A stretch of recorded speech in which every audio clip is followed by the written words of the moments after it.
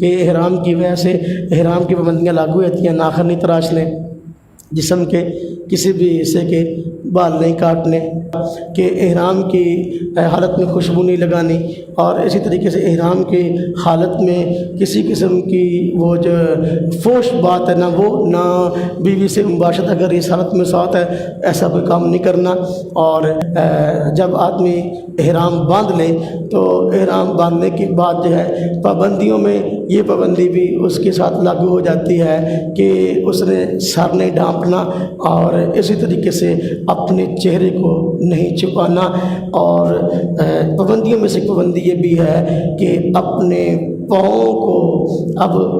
نہیں ڈھانپنا، خاص طور پہ درمیان والی جو ہڈی ہے ابری ہوئی یہ ننگی ہونی چاہیے، اس کے لیے چپل استعمال کرنی ہے جس کو ہم ہوائی چپل کہتے ہیں، وہ استعمال کرنی ہے، بند بوٹ وغیرہ استعمال نہیں کر سکتے۔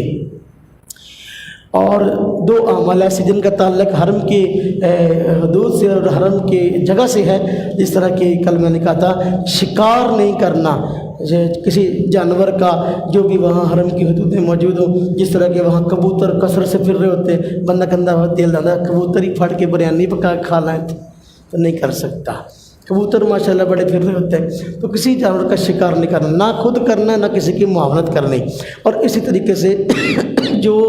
حرم کی حدود ہے ان حدود کے اندر جو بھی گھاس ہے اس کو نہیں کاٹ سکتے۔ تو یہ احرام کی پابندیاں ہم پر لاگو ہو جائیں گی جب ہم حج کی نیت کر لیں گے اور تلبیہ کہہ لیں گے۔